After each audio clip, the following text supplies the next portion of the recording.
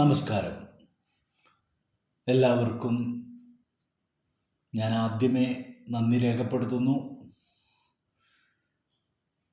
കാണുന്നവരും അറിയുന്നവരും അറിയാത്തവരുമൊക്കെ channel subscribe ചെയ്തിട്ടുണ്ട്.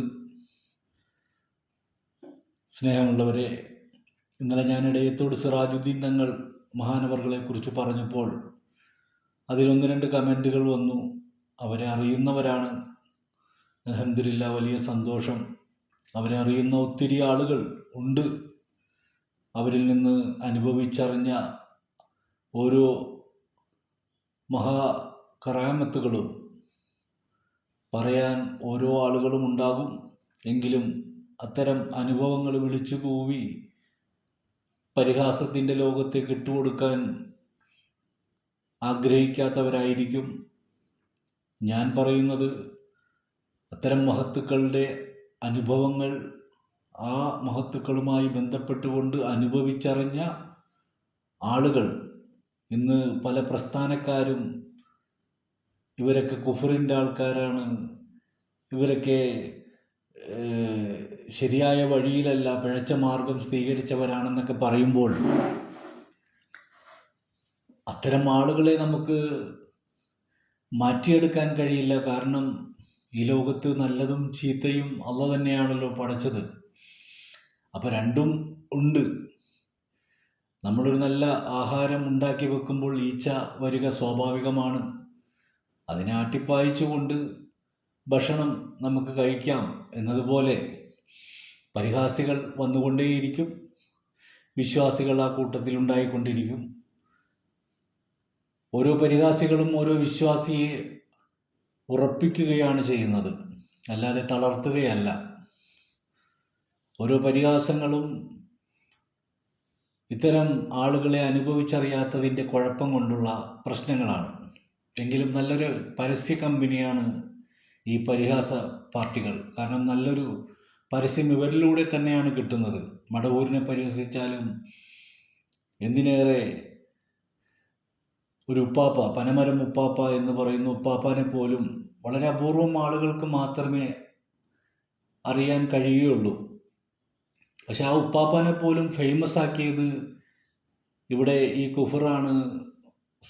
അതുപോലെ തന്നെ ഇവരൊക്കെ മോശമാണെന്ന് പറയുന്ന ഈ ജമാഅത്ത് ഇസ്ലാമി, മുജാഹിദ് പോലെയുള്ള ആളുകളൊക്കെയാണ് അവരെ ഫേമസ് ആക്കിയത്. സത്യത്തിൽ അവർ ഫേമസ് ആകാനായിട്ട് പറഞ്ഞുകൊണ്ട് നടന്നിട്ടില്ല, പക്ഷെ ഇവരങ്ങോട്ട് ഫേമസ് ആക്കി. അപ്പോൾ സത്യത്തിൽ അനൗൺസ്മെൻറ്റ് കമ്പനികളാണ് ഈ എതിർകക്ഷികൾ. അള്ളാഹുവിൻ്റെ റസൂലിനെ പോലും ജനങ്ങൾക്കിടയിലേക്ക് ഏറ്റവും ആദ്യം അനൗൺസ്മെൻറ്റ് ചെയ്തത് അബൂലഹബും അബൂജഹലും കൂട്ടരൊക്കെ തന്നെയായിരുന്നല്ലോ. അത്തരം ചോദ്യകർത്താക്കൾ ഉണ്ടാകുമ്പോഴാണ് ഉത്തരങ്ങൾ ഉണ്ടാകുന്നത്. ഒരു ചോദ്യമില്ലെങ്കിൽ ഉത്തരമുണ്ടാകില്ല. അപ്പോൾ ചോദിക്കാനായിട്ട് ഒരു വിഭാഗവും പറയാനായി മറ്റൊരു വിഭാഗവും ഇവിടെയുണ്ട്. എങ്കിൽ പറഞ്ഞുകൊണ്ടിരിക്കുന്നവർ പറഞ്ഞുകൊണ്ട് തന്നെ ഇരിക്കുന്നു. അതിനേക്കാളേറെ വിശ്വാസികൾ അവരുടെ വിശ്വാസത്തിൽ ഉറച്ചു നിൽക്കുന്നു. അതുകൊണ്ട് ഇത്തരം മക്ബറകളിലൊന്നും ആളുകളുടെ കുറവുകളില്ല. എല്ലായിടത്തും അത്യാവശ്യം ആളുകളുടെ തിരക്ക് തന്നെയാണ്. ഈ കഴിഞ്ഞ ദിവസം ശനിയാഴ്ച ഞാൻ മടവൂർ പോയിരുന്നു. സത്യത്തിൽ വണ്ടി പാർക്ക് ചെയ്യാൻ സ്ഥലമില്ല എന്നുള്ളതാണ് ഏറ്റവും വലിയ സത്യം. ഓരോ പരിഹാസികളും പരിഹസിച്ചു കൂട്ടുമ്പോൾ, ഈ മക്ബറകൾ പൊളിക്കണമെന്ന് പറയുമ്പോൾ അതിൻ്റെ ശക്തി പ്രാപിച്ചു വരുന്നതാണ് നമ്മൾ കാണുന്നത്. ഈ സൂഫിയാക്കൾ ആരും ഒരു സമുദായത്തെയും വെല്ലുവിളിക്കാൻ വന്നവരല്ല, ഒരു സമുദായത്തിനെ താഴ്ത്തിക്കെട്ടാൻ വന്നവരല്ല.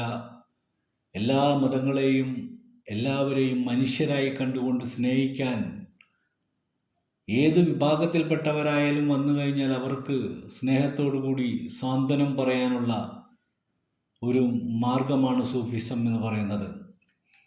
അതിൻ്റെ തെളിവാണ് നാഗൂരും തഞ്ചാവൂരുള്ള മുത്തുപ്പേട്ട, അതുപോലെയുള്ള ഭീമാപ്പള്ളി, അങ്ങനെ പല സ്ഥലങ്ങളിൽ ചെന്ന് നോക്കിക്കഴിഞ്ഞാൽ നാനാ മതസ്ഥരും വന്നു പോകുന്ന ഒരു ഉറവിടമാണ് ഇത്തരം മഹത്തുക്കളുടെ കേന്ദ്രങ്ങൾ. ഇടയത്തോട് സിറാജുദ്ദീൻ തങ്ങളെക്കുറിച്ച് പറഞ്ഞപ്പോൾ തന്നെ അതിൽ അവരെ അറിയുന്ന ആളുകളെ കണ്ടപ്പോൾ വലിയ സന്തോഷം തോന്നി. ഞാൻ എപ്പോഴും അവിടെ പോകാറില്ല. കാരണം അവർ ജീവിച്ചിരുന്ന കാലത്തും അങ്ങനെ തന്നെയായിരുന്നു. അവരുടെ അടുക്കൽ വളരെ സൂക്ഷ്മതയോടുകൂടി തന്നെ എത്താൻ കഴിയുകയുള്ളൂ. അത്രയും പവർഫുള്ളായ ഒരു സൂഫി വര്യനാണ് ഇടയത്തോട് സിറാജുദ്ദീൻ തങ്ങൾ. അതുകൊണ്ട് എനിക്ക് അവരുടെ മക്കാമിലേക്ക് ചെല്ലാൻ ഒരു ഭയമുണ്ട്. കാരണം ഞാൻ അവരെ കണ്ടവരാണ്, അവരിൽ നിന്ന് പലതും അനുഭവിച്ചറിഞ്ഞവനാണ്. എന്നെപ്പോലെ തന്നെ ഒരുപാട് എൻ്റെ സുഹൃത്തുക്കളായ ഒത്തിരി ആളുകളുണ്ട്. ഞങ്ങളെല്ലാവരും അത് അനുഭവിച്ചറിഞ്ഞവരാണ്. അതുകൊണ്ട് മഹാനവറുകളുടെ സന്നിധാനത്തിലേക്ക് എപ്പോഴും ഓടിച്ചെല്ലാൻ എനിക്ക് കഴിയാറില്ല, എങ്കിലും മനസ്സിലുണ്ട്. എങ്കിലും ഓരോ സൂഫി വര്യന്മാരെക്കുറിച്ച് പറഞ്ഞു പോകുമ്പോഴും അവരെക്കുറിച്ചും പറയാൻ കഴിഞ്ഞതിൽ ഞാൻ സന്തോഷിക്കുന്നു. ഇന്ന് ഞാൻ പറയുന്നത് മറ്റൊരു സംഭവമാണ്. തഞ്ചാവൂരിലെ മുത്തുപ്പേട്ട എന്ന് പറയുന്ന ദർഗാ ഷെരീഫിലേക്ക് സൂഫി വര്യൻ, ഞാൻ നിങ്ങൾക്ക് പരിചയപ്പെടുത്തിക്കൊണ്ടിരിക്കുന്ന സൂഫി വര്യൻ, അവർ ഒരിക്കൽ സിയാറത്തിന് പോയി. അവിടെ അവരെ സ്നേഹിക്കുന്ന ഒത്തിരി ആളുകളുണ്ട്. അവർ വരുന്ന വിവരം അറിഞ്ഞപ്പോൾ തന്നെ അവർക്ക് കിടക്കാനുള്ള സൗകര്യങ്ങളെല്ലാം അവിടെ ഉണ്ടാക്കിയിരുന്നു. അങ്ങനെ അവർ 1-2 ദിവസം അവിടെ തങ്ങിയിട്ടാണ് പോരാറുള്ളത്. അവർ അങ്ങനെ റൂമിൽ തങ്ങിയപ്പോൾ അവിടുത്തെ ഖാദിമ് വന്നിട്ട് പറഞ്ഞു, ഒരാൾക്ക് കാണണമെന്ന് വലിയ ആഗ്രഹമുണ്ട്. അവരുടെ ബാപ്പയും ഉമ്മയുമാണ് വന്നിരിക്കുന്നത്. അവരുടെ മകൻ്റെ വിഷയം പറയാനാണ്. വല്ലാത്തൊരു വിഷമത്തിലാണ്.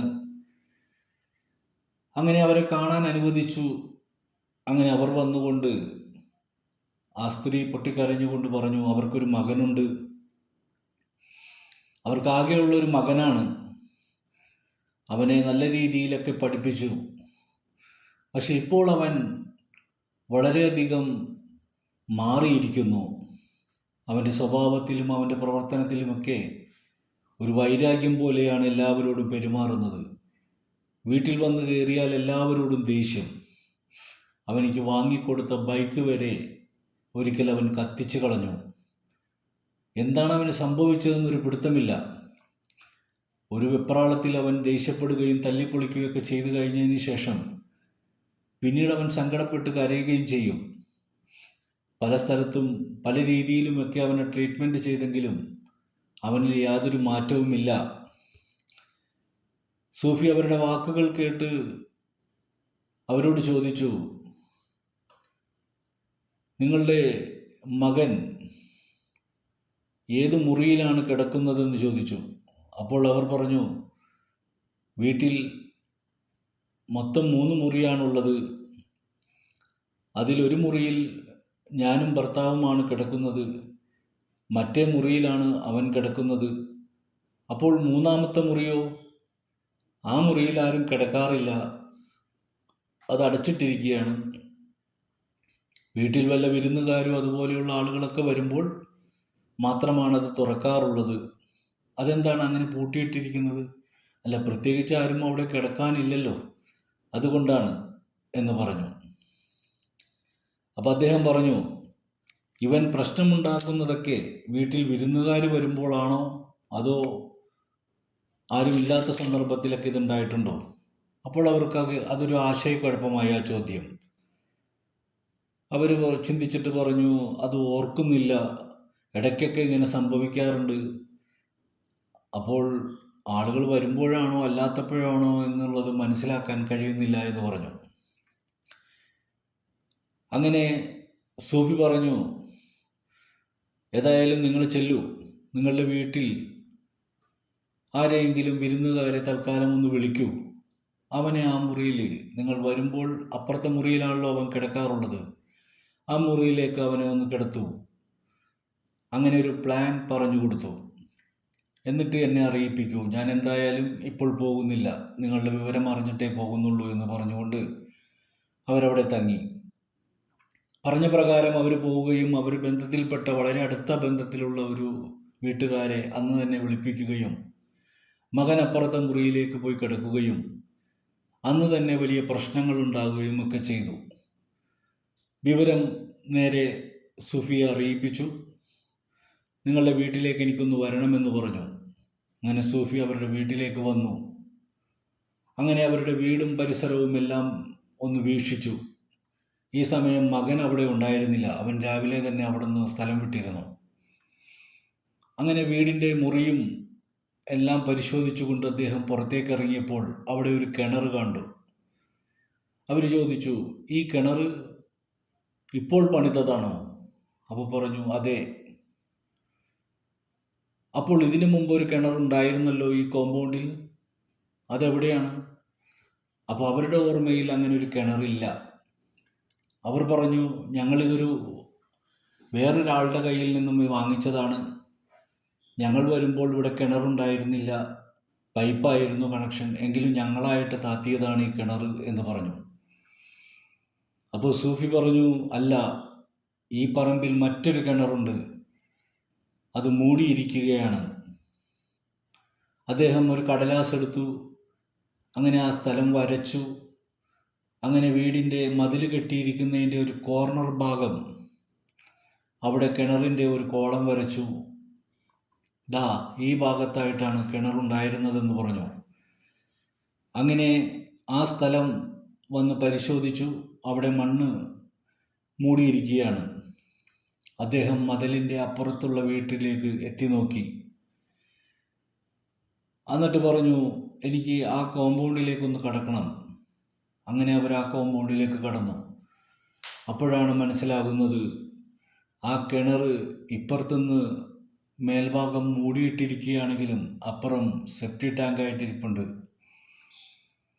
അങ്ങനെ അതിൻ്റെ ഉടമസ്ഥനെ വിളിച്ച് ചോദിച്ച് കാര്യങ്ങൾ മനസ്സിലാക്കിയപ്പോഴാണ് വീട്ടുകാരറിയുന്നത് അവിടെ ഒരു കിണറുണ്ടായിരുന്നെന്നും.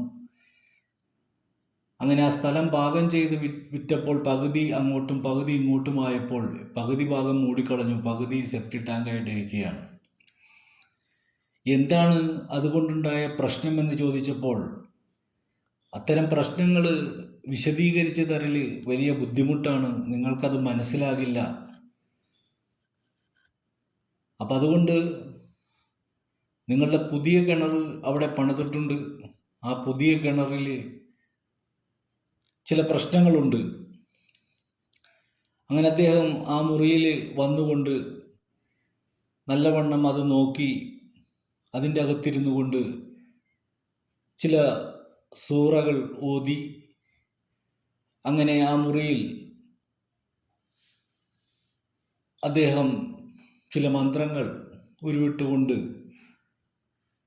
ഇസ്ലാമികപരമായിട്ടുള്ള മന്ത്രങ്ങൾ ഉരുവിട്ടുകൊണ്ട് ആ മുറി ഒന്ന് ശുദ്ധികലശം നടത്തി. അതിനുശേഷം പറഞ്ഞു, ഇനി നിങ്ങളുടെ മകൻ വരുമ്പോൾ ഈ വീട്ടുകാരിവിടെ തന്നെ ഉണ്ടാകണം, അവനിക്ക് എന്താണ് സംഭവിക്കുന്നതെന്ന് നോക്കണമെന്ന് പറഞ്ഞു. അൽഹംദുലില്ലാ, അവൻ പോയി വന്നു. അവനെന്നാ മുറിയിൽ സുഖമായി കിടന്നുറങ്ങി. പിന്നീട് അവനിൽ നിന്ന് അങ്ങനത്തെ ഒരു പ്രശ്നമൊന്നും ഉണ്ടായിട്ടില്ല. അവൻ നല്ല മിടുക്കനായി മാറുകയും അവൻ നല്ല ജോലിയിൽ പ്രവേശിക്കുകയൊക്കെ ചെയ്തു എന്ന് പിന്നീട് അറിയാൻ കഴിഞ്ഞു. നമുക്ക് മനസ്സിലാകാത്ത കാര്യങ്ങളാണിതെല്ലാം. കേൾക്കുമ്പോൾ അത്ഭുതം തോന്നുന്നവരുണ്ടാകാം, പരിഹാസികൾക്ക് പരിഹാസമായി തോന്നാം. അങ്ങനെ ഓരോ വ്യക്തികൾക്കും ഓരോ രീതിയിലൊക്കെ തോന്നാം. പക്ഷേ ഇതെല്ലാം യാഥാർത്ഥ്യങ്ങളുടെ, അനുഭവങ്ങളുടെ കഥകളാണ് പറയുന്നത്. ഞാനിതെല്ലാം അവതരിപ്പിക്കുന്നത് ഒരിക്കലും ആരെയും നമ്മൾ പരിഹസിക്കരുത്. ആരാണെന്ന് നമുക്ക് മനസ്സിലാക്കാൻ പറ്റില്ല. കള്ളന്മാരുമുണ്ട്, പറ്റിച്ച് വഞ്ചിച്ചൊക്കെ ജീവിക്കുന്ന ഒരുപാട് ആളുകളൊക്കെ ഉണ്ട്. എന്ന് വെച്ച് എല്ലാവരും അങ്ങനെയല്ല. അള്ളാഹുവിനെ സ്നേഹിച്ചുകൊണ്ട്, ദൈവത്തെ സ്നേഹിച്ചുകൊണ്ട്, ശ്രീനാരായണ ഗുരു മുതൽ അങ്ങോട്ടുള്ള ഒരുപാട് ആളുകൾ ഈ സൂഫിസത്തിൻ്റെ മേഖലയിലൂടെ കടന്നുപോയിട്ടുണ്ട്. അങ്ങനെ കടന്നുപോയ പല മഹാരഥന്മാരിലും ഏകദേശം 5ഓളം പേരെ കണ്ണുകൊണ്ട് കാണാൻ കഴിയുകയും അവരുമായി അല്പം സഹവസിക്കാൻ കഴിയുകയും ചെയ്തതിൻ്റെ ഭാഗ്യം എനിക്ക് കിട്ടിയിട്ടുണ്ട്. ആ ഒരു ഭാഗ്യത്തിലാണ് ഞാനിതെല്ലാം സംസാരിക്കുന്നത്. അവരെ പരിഹസിക്കുന്നത് കണ്ടതുകൊണ്ടാണ്, പല ആളുകളും പല രീതിയിൽ പരിഹസിക്കുന്നത് കൊണ്ടാണ് ഞാൻ അനുഭവങ്ങൾ പറയാൻ തയ്യാറായത്. നമ്മൾ പരിഹസിക്കുകയല്ല വേണ്ടത്, നമ്മൾ അവരിലേക്ക് ഇറങ്ങിച്ചെല്ലണം, കാണണം, സംസാരിക്കണം. പക്ഷെ കാലം കടന്നുപോയി, ഇന്ന് അത്തരക്കാരില്ല. അവരെല്ലാവരും മറയത്താണ്. ഏറെക്കുറെ പേർ അവരുടെ ദർഗകളാണ് ഇന്നുള്ളത്. ഹയാത്തോടുകൂടി ഇന്ന് ഈ ഭൂമിയിൽ ആരെങ്കിലും ഉണ്ടോ എന്ന് ചോദിച്ചാൽ 1-2 ആളുകൾ കാണും. അവരൊന്നും ജനങ്ങളിലേക്ക് ഇറങ്ങി വരാൻ തയ്യാറല്ല. കാരണം അവർ പറയുന്നത് മനസ്സിലാക്കാനുള്ള കഴിവ് ഇന്നത്തെ തലമുറയ്ക്കില്ല. അവരുടെ രീതി, അവരുടെ സ്വഭാവം, അവരുടെ ചിന്തകൾ, അവർ ഉപദേശിക്കുന്ന ഉപദേശങ്ങൾ എല്ലാം ഉൾക്കൊള്ളാൻ കഴിയുന്നവരല്ല ഈ കാലഘട്ടത്തിലുള്ള ആളുകൾ. എല്ലാവരും ന്യൂജൻ മെൻറ്റാലിറ്റിയിലേക്ക് കടക്കുകയും ഇത്തരം ആശയങ്ങളെയൊക്കെ പൊള്ളത്തരങ്ങളാണെന്ന് പറയുകയും ഇതെല്ലാം വെറും കാപട്യമാണെന്ന് പറയുകയൊക്കെ ചെയ്യാൻ നമുക്കെല്ലാവർക്കും എളുപ്പം കഴിയും. പക്ഷെ യാഥാർത്ഥ്യങ്ങളെ ഇല്ലായ്മ ചെയ്യാൻ ആർക്കും സാധ്യമല്ല. സത്യം എന്നും സത്യം തന്നെയാണ്. അത് അനുഭവിച്ചവർക്കേ പറയാൻ പറ്റുകയുള്ളൂ. ഇപ്പോൾ ഞാൻ ഇന്നലെ ഇട്ട ആ ഇടയത്തോട് സിറാജ് തങ്ങളുടെ ചരിത്രം പറഞ്ഞപ്പോൾ അവരുടെ കുറച്ച് ഭാഗങ്ങളെ ഞാൻ പറഞ്ഞുള്ളൂ, എല്ലാം പറഞ്ഞിട്ടില്ല. അപ്പോൾ തന്നെ അവരെ അറിഞ്ഞവർ അതിൽ മറുപടി പറയുകയും എങ്കിൽ അറിയാത്തവർ പരിഹാസിച്ചുവയിലുള്ള കമൻറ്റുകൾ ഇടുകയും ചെയ്തിട്ടുണ്ട്. അപ്പോൾ തന്നെ നിങ്ങൾ ചിന്തിക്കുക, അനുഭവിച്ചറിഞ്ഞവരുമുണ്ട്, അനുഭവിച്ചറിയാത്തവരുമുണ്ട്.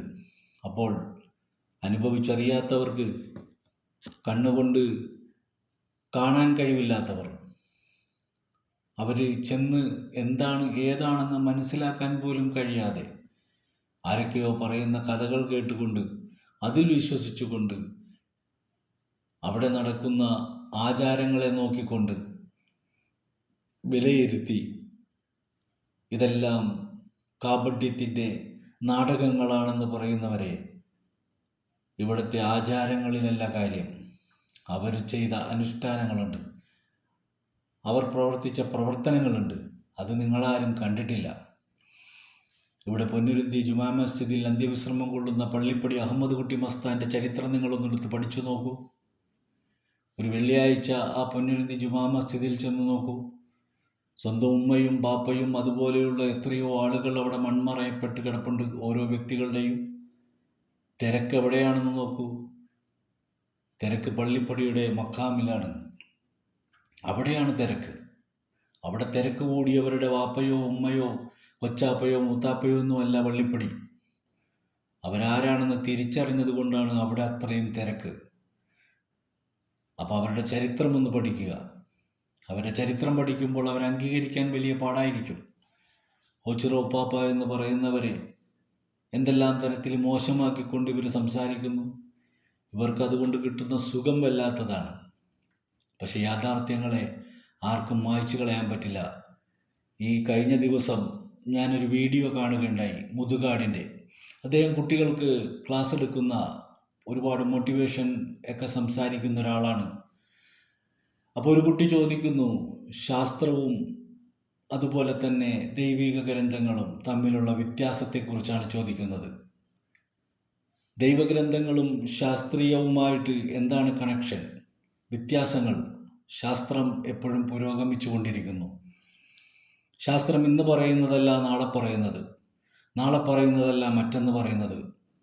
ഗ്രന്ഥം എന്നും പഴയത് തന്നെ പറഞ്ഞുകൊണ്ടിരിക്കുന്നു. ഇതിൽ നിന്ന് നിങ്ങൾക്ക് എന്ത് മനസ്സിലായി എന്ന് ചോദിച്ചപ്പോൾ ആ കുട്ടി പറഞ്ഞു, ഗ്രന്ഥം പഴയതാണ്, പക്ഷേ ശാസ്ത്രം എപ്പോഴും പുതുമയുള്ളതാണെന്ന് പറഞ്ഞപ്പോൾ ഞാൻ ചിരിച്ചുപോയി. കാരണം കേരളം എന്ന് പറയുന്ന നാട് നമ്മൾ കണ്ട സമയത്ത് എങ്ങനെയിരുന്നു, ഇപ്പോൾ എങ്ങനെയിരിക്കുന്നു? ഞാൻ കണ്ട കാലത്ത് തോടും കുളവും പുഴയും ഒക്കെ ആയിക്കൊണ്ടുള്ള ഒരു സ്ഥലമായിരുന്നു.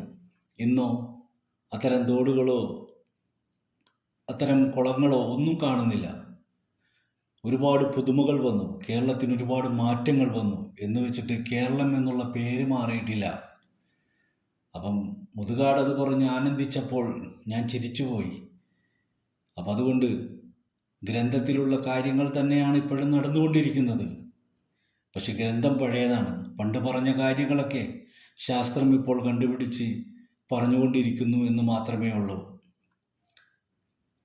സ്നേഹമുള്ളവരെ, തർക്കിക്കാൻ നമുക്ക് എല്ലാവർക്കും കഴിയും, നിഷേധിക്കാൻ നമുക്ക് കഴിയും. പക്ഷെ സത്യം അതിനെ മൂടി വെക്കാൻ ആർക്കും കഴിയില്ല.